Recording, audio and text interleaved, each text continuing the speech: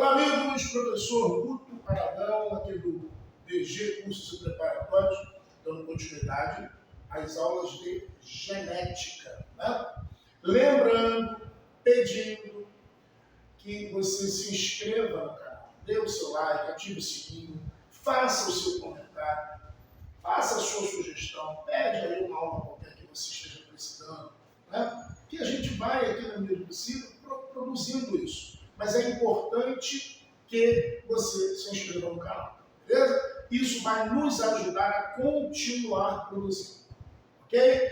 Então, no primeiro vídeo sobre genética, né, nós fomos falando sobre gene, falamos sobre cromossomos, falamos sobre genes alelos, falamos sobre cromossomos homólogos.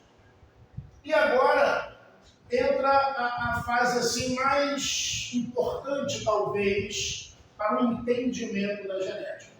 Eu vou agora, nesse momento, me remeter a Mendel, né? Aquele monge Gregor Mendel, que lá, em 1850 e tanto, se não me falha a memória, ele foi um dos pioneiros no estudo da hereditariedade. Óbvio que ele não trabalhava com hereditariedade humana, né? Até porque seria um processo muito demorado, né? Não poderia trabalhar com hereditariedade de mamíferos, porque também seria um processo muito demorado, né? Gestação, parto, crescimento. Então, ele começou a trabalhar com ervilhas, né? Lá no canteiro do monastério onde ele vivia, em Borba. Ele começou a trabalhar com ervilhas. Porque era de fácil plantio, era de fácil manuseio e rápida produção. Então, ele separou algumas características que ele queria estudar. Uma dessas características era a cor da ervilha. Ele percebeu que algumas ervilhas eram amarelas, outras ervilhas eram verdes. Muito bem. Algumas ervilhas eram amarelas, outras ervilhas eram verdes. Repare, amarelo e verde é manifestação da característica. Perfeito? E ele começou a fazer cruzamentos, onde ele cruzava ervilhas amarelas com ervilhas amarelas. E aí eu chamo a atenção de vocês, a partir de agora, nas nossas videoaulas, a gente vai usar um P, né? A gente vai chamar de geração parental, geração pai, né? Quem está cruzando. E a gente vai usar aqui o F1 para a primeira geração de filhos, primeira geração de descendentes. Então ele cruzando ervilha amarela com amarela, ele achava 100% de ervilhas amarelas. Ele cruzava essas ervilhas entre elas e achava uma F2, 100% de ervilhas amarelas.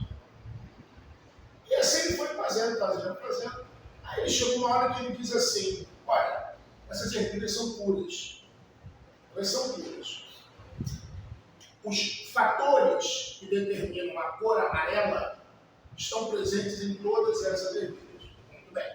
Então, até aí, nada demais. Né? Ervilhas amarelo puras.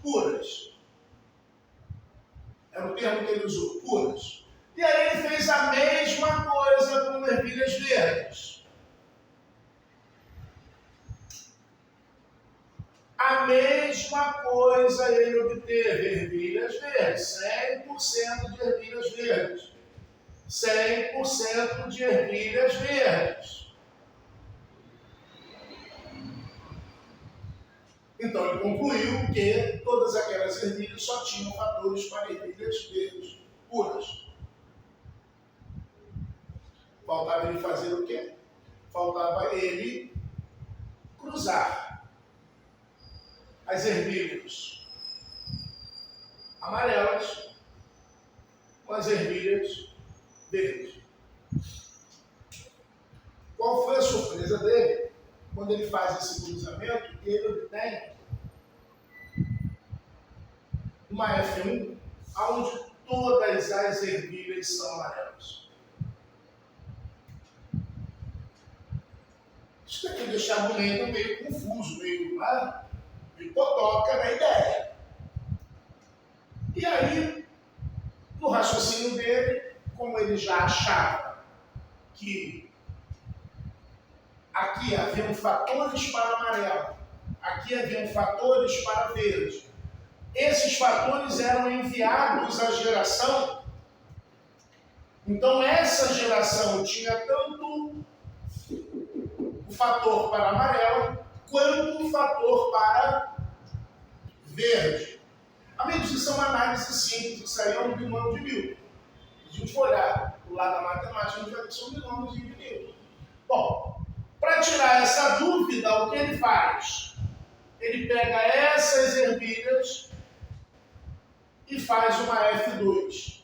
Ou seja, ele vai pegar... Se ele estiver certo, e aqui eu tenho o fator para amarela e o fator para verde, e aqui eu tenho o fator para amarela e o fator para verde, se ele estiver certo, esse fator vai combinar com esse. Vai me dar uma ervilha amarela. Esse fator vai combinar com esse. Vai me dar uma ervilha amarela. Ó, amarela. Esse fator vai combinar com esse. Vai me dar uma ervilha amarela.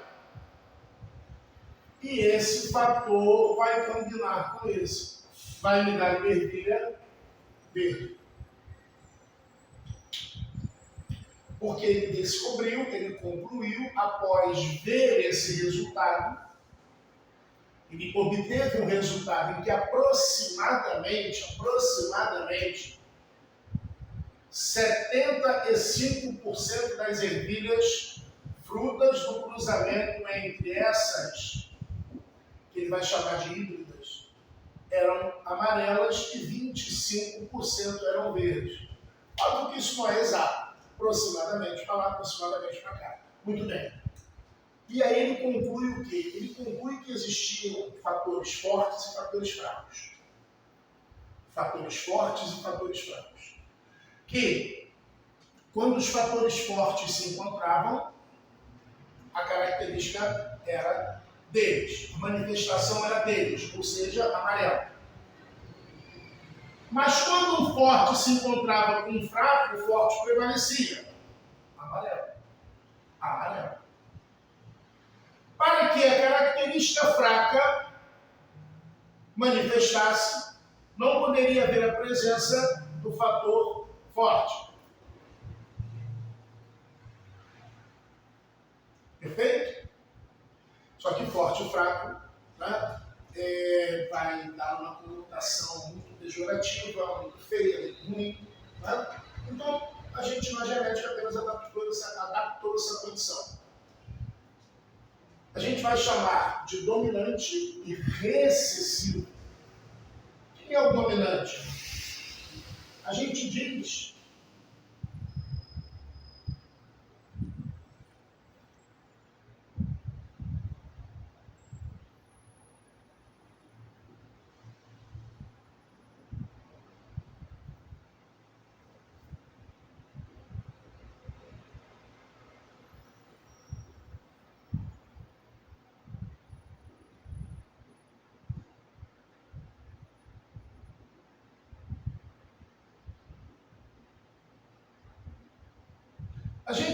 que um gene é dominante, mesmo se ele estiver em dose única no par.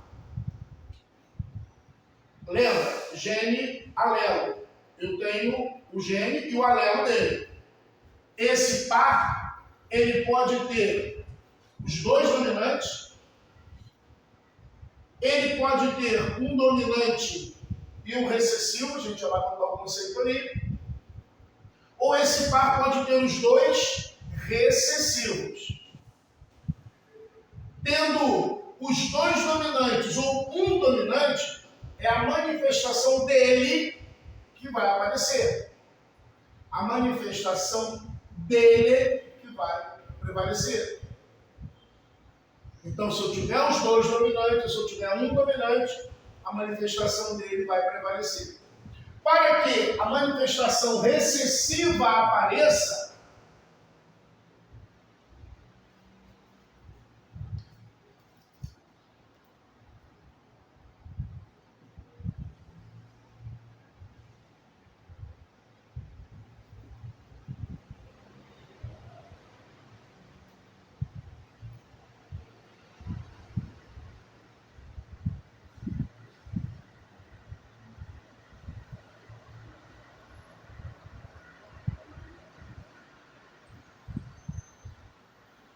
só se ele tiver em dose dupla no par. E aí, amigos, nós tivemos apenas que fazer uma adaptação, né, nos trabalhos de Mendel. Primeiro, Mendel não conhecia gênio, ele não conhecia cromossomo, ele achava que esses fatores eram soltos. E quando a ervilha produziu os seus gametas, ela mandava um fator de cada par. Vai. E esses fatores se recombinavam ao acaso. Né? E a genética apenas fez uma adaptação nisso. Que adaptação é essa? Nós vamos, a partir de agora, representar o gene dominante pela letra maiúscula. E o gene recessivo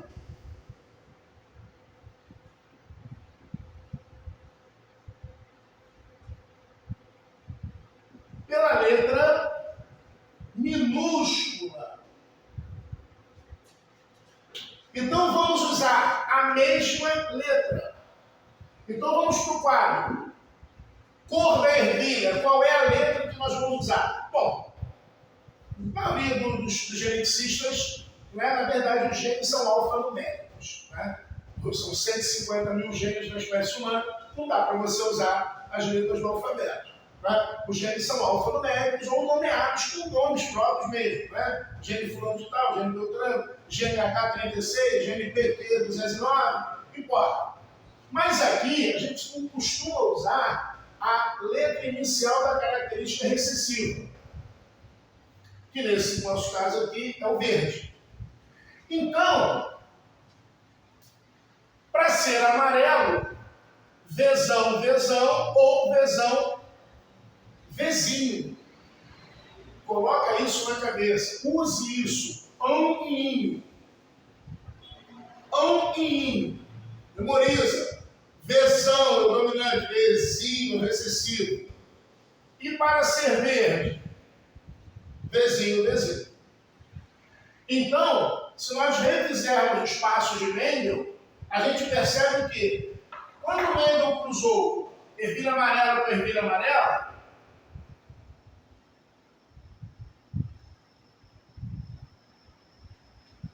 perfeito? Ele fez isso, que vai me dar 100% tesão. E ó, essa distributiva, isso aqui é uma distributiva de matemática, né? Vai me dar isso.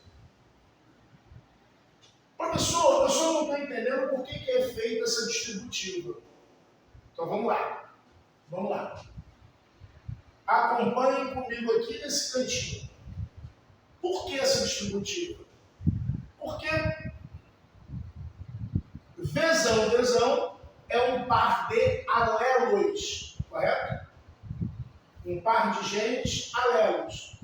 Esse gene alelo, ele está em um cromossomo, correto? E esse gene alelo, ele está em outro cromossomo, correto? Esses dois cromossomos são homólogos. Logo, eles nunca vão para o mesmo gameta. Eles nunca vão para o mesmo espermatozoide. A meiose, na hora de formar o espermatozoide, a meiose separa esse par. Então, esse cromossomo vai para um espermatozoide. Eu estou fazendo espermatozoide aqui no formato humano, só para a gente fixar, tá? Que na verdade é planta, não é espermatozoide, não leva nem esse nome, tá bom? Então esse aqui carrega o cromossomo que tem o vesão. E esse aqui carrega o outro cromossomo, mas que também tem o vesão. E do lado de lá, a mesma coisa. Vamos fazer, por exemplo,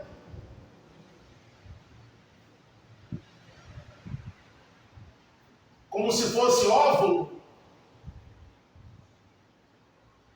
Como se fosse óvulo. Então aqui eu tenho um vesão, aqui eu tenho outro vesão. Então, amigos, esse espermatozoide pode fecundar esse óvulo aqui? Pode. Mas pode fecundar esse? Pode. Mas pode fecundar esse pode fecundar mais alguém? Não. Mas esse pode. E esse pode. Por isso, a distributiva. Por isso, a distributiva. Porque, na verdade, eu estou falando de genes alelos que se separam na formação dos gametas. Um está no gameta, o outro está no outro. Esse pode fecundar esse ou fecundar esse. Esse pode fecundar esse ou fecundar esse. Foi? Acredito que isso tenha ficado fácil de entender. Então, ele não precisava ter feito 200, 300 cruzamentos. Porque ele estava o tempo todo trabalhando com ervilhas portadoras dos dois genes dominantes. Ervilha verde. Vzinho, Vzinho. Vzinho, Vzinho. Correto? E aí, de novo, distributiva. Perfeito?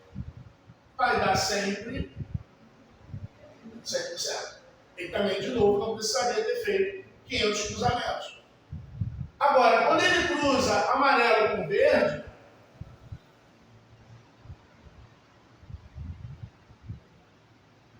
reparem vocês, Vzão, Vzinho, amarelo.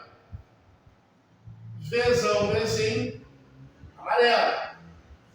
Vzão, Vzinho, amarelo. Vzão, Vzinho, amarelo. É quando ele pensa que elas são amarelas, mas elas têm o fator para verde, porque elas receberam esse fator para verde. E se isso é uma análise, se isso é uma distributiva, esses fatores para verde têm uma probabilidade de se encontrar. Pequena, mas tem. E aí ele faz isso.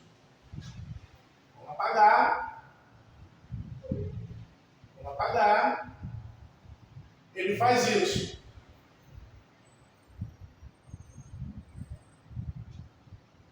Esse gameta pode fecundar esse gameta. O gameta que carrega esse alelo. O gameta que carrega esse alelo. Vai produzir uma ervilha amarela. Mas ele poderia fecundar esse aqui. Vai produzir uma ervilha amarela. Mas ele poderia ser esse a fecundar. Perfeito?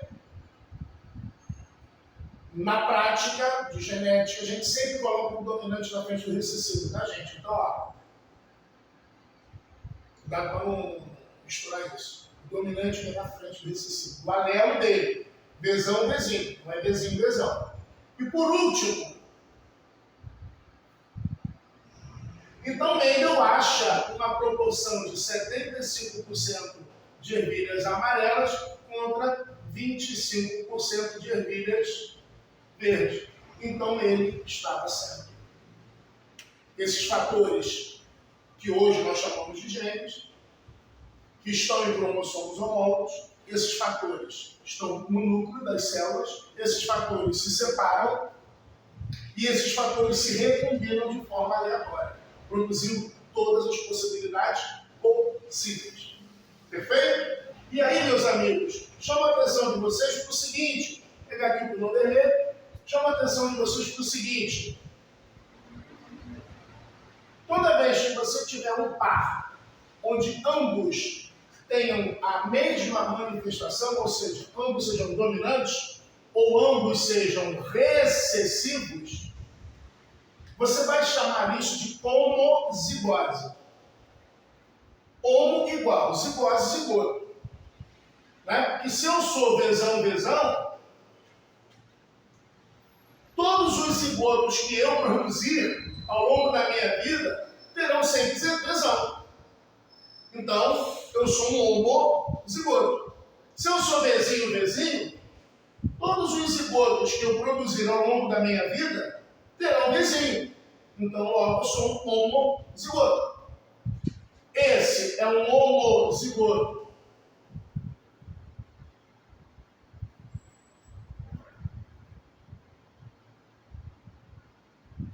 Dominante. Esse é uma homozigose recessiva. Correto? Homozigoto dominante, homozigoto recessivo. Então, qual é o conceito de homozigose? Diz-se que um par de alelos, sempre um par de alelos, é homozigoto quando seus genes, seus dois genes, não par, tiverem a mesma manifestação. E aí, vezão, azão, azinho, bezão. Homozigoto dominante, homozigoto recessivo. Perfeito. E disse que um par de alelos é heterozigoto quando seus dois genes tiverem manifestações diferentes. Perfeito? Azão, dezinho. Ah, então o heterozigoto é sempre dominante? Não, o heterozigoto é só heterozigoto. Porque todo heterozigoto vai ter que ter um dominante ou recessivo. Então, redundância você chamar um heterozigoto de dominante. Perfeito? Agora, o homozigoto não, o homozigoto você vai. E aí, Mendel chama esse trabalho dele de Nash. Nós vamos dar o nome a esse trabalho dele de primeira lei de Mendel, ou monohibridismo. Monohibridismo. Um par de híbridos. Não é? Eu só estou trabalhando com um par de híbridos. O que o monohibridismo diz? O monohibridismo diz que quando os dois alelos tiverem dominância completa um sobre o outro, ou seja, o dominante for dominante, o recessivo por recessivo, né? Porque a gente vai ver exceções, mas quando o dominante for completo sobre o recessivo, quando você cruzar um híbrido com um híbrido, o que é o híbrido? Heterozigoto. Então, híbrido é sinônimo de heterozigoto. Então, o que diz o monohibridismo? O monohibridismo diz que toda vez que você cruzar um híbrido com um híbrido, um heterozigoto, você sempre vai achar, vai ter como resultado uma proporção de 3 para 1. 3 manifestações dominantes para uma manifestação recessiva. 3 manifestações dominantes, amarelo, amarelo, amarelo, para uma manifestação verde, uma manifestação recessiva. E a gente, para fechar essa videoaula, a gente apenas vai substituir a palavra manifestação por fenótipo. Fenótipo. Por que fenótipo? Porque, na verdade, o fenótipo é a interação dessa manifestação com o meio ambiente. Vou explicar. Algumas características, elas são impossíveis de serem mexidas. Não tem como mexer. Né? Você não tem como mexer. Mas algumas manifestações você tem como mexer, não tem? Tem. Você pode pintar o cabelo de loiro. Você mudou o seu genótipo? Você alterou os seus genes? Não. Você vai transmitir o que para a tua descendência? O genótipo que você tem para a cor do cabelo original. Você nasceu com outra cor. Perfeito? Eu posso usar lente de contato, algumas mulheres ficam lindíssimas, né? Com aquela lente azul, com aquela lente verde, lindíssimas. Mas e daí? Elas vão ter filhos de olhos azuis? Vão transmitir gênero de olhos? Não, se elas não tiverem, não transmitem. Então, algumas características, elas recebem forte impacto do ambiente, outras não. Outras não. Se você nasce com um padrão genético para ter 1,78 m de limite, você não vai ter mais que 1,78 m. Mas você pode vir a ter menos. Vai depender de quê? De uma alimentação inadequada, hábitos ruins, né? Tabagismo, alcoolismo, né? Prática de ausência de atividade física, sedentarismo. Então, nós chamamos de fenótipo. Por quê? Porque é o resultado. O que é o fenótipo? É o resultado da interação entre o genótipo, entre o que você tem de gene, com o ambiente. O sujeito perde o braço no acidente, ele não vai ter filho sem o braço. Perfeito? Então, continue nos assistindo. Já já eu volto com a segunda lei de Mendel. Valeu?